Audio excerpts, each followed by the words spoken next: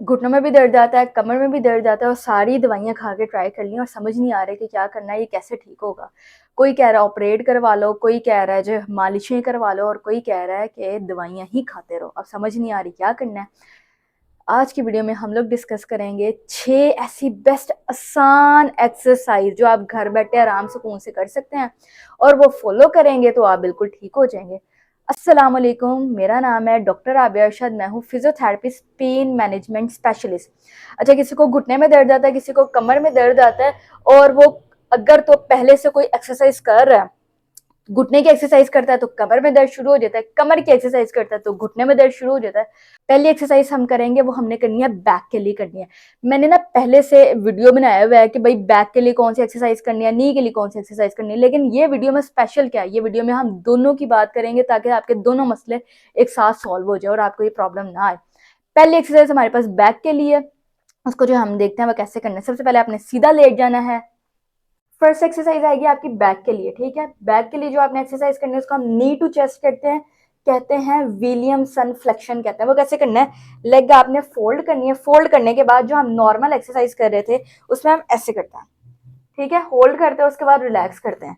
But अब problem ये आ रही है कि आपने जब एक्सरसाइज करनी है तो जिसको घुटने में दर्द आती है वो क्या करेगा इस कंडीशन में, क्योंकि उसको बेंडिंग में तो प्रॉब्लम आती है, पेन आती है, तो वो क्या करेगा, वो यहाँ से होल्ड करेगा, ठीक है। घुटना फोल्ड करने के बाद यहाँ से होल्ड करेगा और इसको अपनी तरफ लेके जाएगा। जितना पॉसिबल है उतना लेके जाना है, बहुत जोर जबरदस्ती नहीं करनी है। वो आप अपनी तरफ लेके जाए और होल्ड करें 1 2 3 4 5। उसके बाद आप उसको इजीली रिलैक्स कर दे। ये फर्स्ट चीज है नी टू चेस्ट, बट इसमें मॉडिफिकेशन जो मैंने किया आपने उसको फॉलो करना है। 10 से 20 रेपिटेशन आप कर सकते हैं, ठीक है। एक्सरसाइज वेरी करती है कि आपने किस किस तरह से करनी है, बट डेफिनेटली आप उसको अपने अकॉर्डिंग एडजस्ट करेंगे। पहली चीज आपने ये वाली करनी है, इसमें आपकी एक लेग जो है वो बिल्कुल स्ट्रेट रहेगी, दूसरी वाली को ऐसे करना है। दोनों लेग्स पे आप ये फॉलो करेंगे। 5 second hold with 10 to 20 repetition. Second exercise आएगी। सेकेंड एक्सरसाइज में आपने क्या करना है, उसमें हमने SLR करना है, स्ट्रेट लेग रेस, लेग ऊपर की तरफ लेके जानी है। बट इसमें हमने डिफरेंस क्या करना है, आपने अपनी जो अफेक्टेड वाली लेग है ना, मतलब जिसमें प्रॉब्लम है, उसको ऊपर की तरफ लेके जाना है। जो दूसरी वाली लेग है उसको स्टेबल करना है, ठीक है। आप क्या करेंगे, फॉर एग्जाम्पल हम कंसिडर कर लेते हैं कि ये वाली लेग में प्रॉब्लम है और ये वाली लेग जो है वो ठीक है। दोनों पे भी आप कर सकते हैं, बट फिलहाल हम ये कंसीडर करें तो मैंने इस लेग को फोल्ड कर लिया। इस लेग को फोल्ड करने से क्या होगा, मेरा जो पेल्विस है, मतलब मेरी जो बैक है वो स्टेबल हो जाएगी। जब वो स्टेबल होगी तो उसमें पेन नहीं आएगा। उसको मैंने क्या कर लिया, स्टेबल कर लिया। स्टेबल करने के बाद मैंने जो दूसरी वाली अपनी लेग है उसको मैंने 60 डिग्री ऊपर लेके जाना है, बस, ठीक है।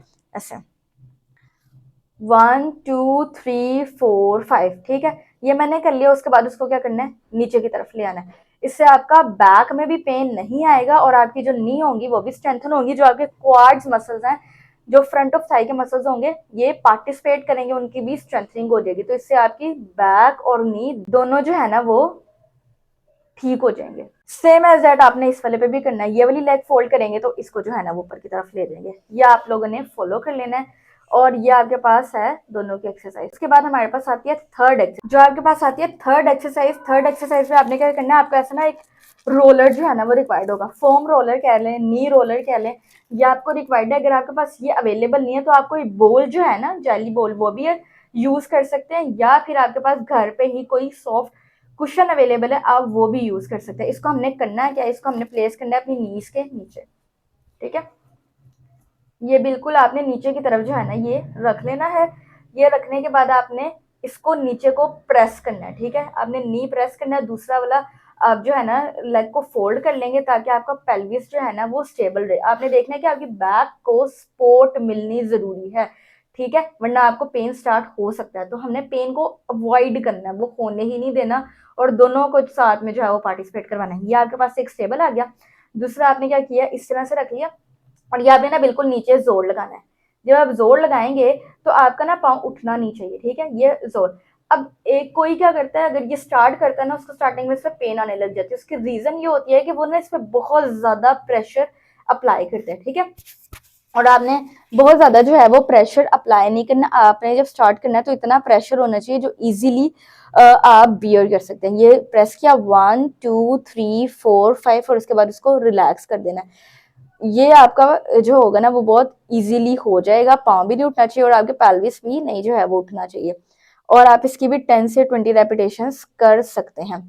उसके बाद हमने इसी के साथ एक्सरसाइज करनी है जिसमें ये हम अपने लेग्स के सेंटर में जो है वो प्लेस करेंगे। नेक्स्ट में आपने क्या करना है, जो हमारे पास फोर्थ एक्सरसाइज है, यही आपके पास जो रोलर आ रहा है इसको आपने अपनी दोनों लेग्स के सेंटर में प्लेस कर लेना। ठीक है, प्लेस करने के बाद आपने इसको अंदर की तरफ जो है ना वो जोर लगाना है। जब आप अंदर की तरफ जोर लगाएंगे बेसिकली ये आपके आइसोमेट्रिक मूवमेंट भी है और आपके जो एडक्टर्स हैं, जो आपके सेंटर के मसल्स आ रहे हैं थाई के अंदर की तरफ जो मसल्स आते हैं वो टारगेट होते हैं एडक्टर्स, और इस तरह से करके आप जोर लगाएंगे सेम एज दैट। इसमें भी आपने इतना जोर लगाना है जितना आप बर्दाश्त कर सकते हैं।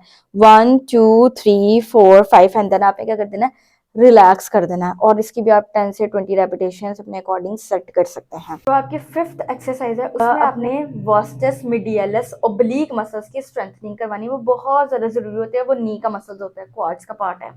अच्छा, उस मसल्स की जब स्ट्रेंथनिंग होगी तो डेफिनेटली आपका जो है ना वो पेन नी का बहुत कम जो है ना वो हो जाएगा।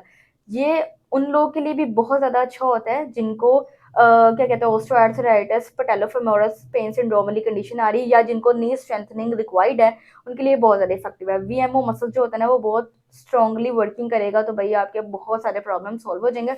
और स्पेशली उनको करना चाहिए जिनके ये मीडियल साइड, ठीक है, नी के अंदर वाली साइड पे जो है ना वो दर्द आती है, और ये काफी ज्यादा लोगों को ये प्रॉब्लम रहता है। सेम एज दैट आपने एक लेग को फोल्ड कर लेना, ठीक है, जो आपकी अनअफेक्टेड वाली है, और जो दूसरी वाली लेग है उसको अपने ऐसे बाहर की तरफ निकाल लेना।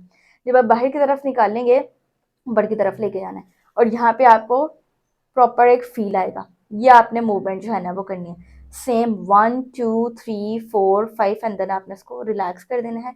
और आपने इसमें ना ध्यान रखना है कि आपने सिर्फ 30 डिग्री एलिवेट करना है, ये बहुत ज़्यादा ज़रूरी चीज़ है।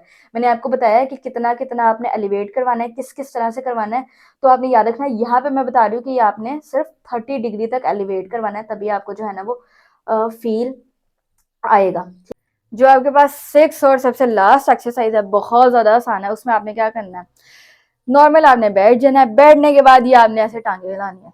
देखिए कितना आसान काम है ये, बैठे बैठे आपने ऐसे ऐसे करते रहना। 1 2 3 4 5, मजेदार सी चीज है, इसको आपने जो है ना वो परफॉर्म करना है। अच्छा, जब ये करना है ना, इसमें लोग गलती क्या करते हैं, ठीक है, गलती भी आपको पता होनी चाहिए। वो गलती ये करते हैं, जब ऐसे करते हैं ना तो ये टांगे सीधी हैं, इसको ऐसे करके फोल्ड करें, ऐसे ऐसे करके फोल्ड करें। मतलब जब वो इस तरह से कर रहे हैं ना, और फिर ऐसे आवाज भी आती है और साथ में उनको एक अच्छा खासा दर्द भी आता है। अब प्रॉब्लम क्या आती है, जब वो ऐसे करते हैं तो जो बोन होती है ना, ये आपकी समझे हड्डी आ गई, वो इसके साथ रगड़ खाती है। ये आपने ऐसे कर दिया इसको, फिर आप ऐसे कर, फिर ऐसे कर रहे हैं, तो जिसकी वजह से जो कार्टिलेज होता है अंदर वाला वो डैमेज होता है। तो वो डैमेज नहीं करना है, हमने बिल्कुल स्विंग करवाना है। ठीक है, जो झूले वाली कंडीशन है, जो बचपन में जो था ना वो सब करते थे, वो वाली चीज जो है ना वो करनी है, एक टांग आगे एक टांग पीछे। ठीक है, ये वाली आपने सिंपल सिंपल मूवमेंट करनी है। अच्छा, सबसे ज्यादा इसमें इंपॉर्टेंट चीज है, जब आप ये कर रहे हैं ना तो आप ये करें, उसके साथ आपने क्या करना है, आपको अपनी ना बैक को सपोर्ट भी दे लेंगे तो बहुत ज्यादा अच्छा है। ठीक है, नॉर्मल तो आप वैसे भी कर सकते हैं, जब आपकी बैक स्ट्रेंथ गेन कर लेगी तो तब आप बगैर सपोर्ट के भी करें, बट स्टार्टिंग में आप सपोर्ट के साथ करेंगे तो फायदा ही होगा कि आपकी बैक को स्टेबिलिटी मिलेगी। ठीक है, आपने किसी चीज के साथ टेक लगा ली और वहां पे जो है ना वो बैठ गई, उसके बाद सिंपल आपने इस तरह से करना जो है ना वो स्टार्ट कर देना और स्विंगिंग मूवमेंट आ जाएगी। मैंने आप लोगों को आज 6 बेस्ट एक्सरसाइजेज बताई हैं जो आपकी बैक के लिए और आपके नीज के लिए, दोनों के लिए फायदेमंद है। आपको ये परेशान होने की जरूरत नहीं है कि भाई घुटने की करूँ कि कमर की करूँ, ये दोनों जो है ना वो आपने मिला के एक्सरसाइज परफॉर्म कर लेनी है। आई होप सो आप लोग को वीडियो अच्छी लगी होगी। जिनको घुटने का, कमर का, दोनों का साथ में दर्द आ रहा है, आप लोग ये वीडियो उनसे शेयर करें ताकि उन लोगों को भी जो है वो फायदा हो। और आप लोगों को वीडियो अच्छी लगी है तो प्लीज वीडियो को जो है वो लाइक कर दें, जिन लोगों को प्रॉब्लम आ रही है उनके साथ शेयर कर दें, और चैनल को सब्सक्राइब जरूर करिएगा ताकि ऐसी इन्फॉर्मेटिव वीडियोस आप लोग तक पहुंचती रहें। थैंक यू सो मच, अल्लाह हाफिज़।